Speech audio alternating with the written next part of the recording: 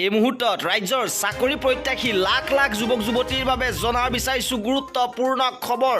নতুন চাকৰিক লৈ ৰাজ্য চৰকাৰ ফালৰ পৰা ডাঙৰ ঘোষণা কৰা হৈছে।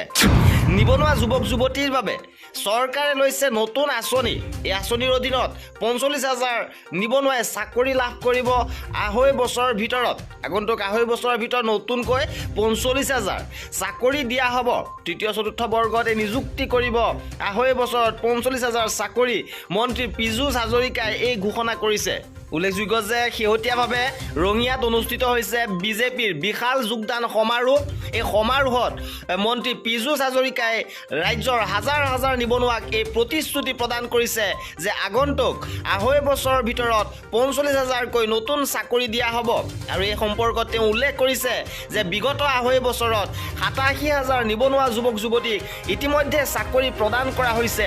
আৰু মন্ত্ৰীগৰাকীয়ে আগন্তুক আঢ়ৈ বছৰত প্ৰায় ৪৫,০০০ নিবনুৱা যুৱক যুৱতীক চাকৰি দিয়াৰ এই প্ৰতিশ্ৰুতি দিছে। মন্ত্ৰীগৰাকীয়ে কয় যে আমি প্ৰতিশ্ৰুতি পালন কৰি কাম কৰাৰ ৰেকৰ্ড গঢ়িম। আৰু ইতিমধ্যে দিয়া প্ৰতিশ্ৰুতি অনুসৰি প্ৰায় ৮৭,০০০ নিবনুৱা যুৱক যুৱতীয়ে চাকৰি লাভ কৰিছে। আৰু আগন্তুক আঢ়ৈ বছৰত নতুন ৪৫,০০০ নিবনুৱাই চাকৰি পাব। ইতিমধ্যে ১২,৫০০ চাকৰি মুকলি কৰিছে। তাৰ বাবে আবেদন প্ৰক্ৰিয়া চলি আছে।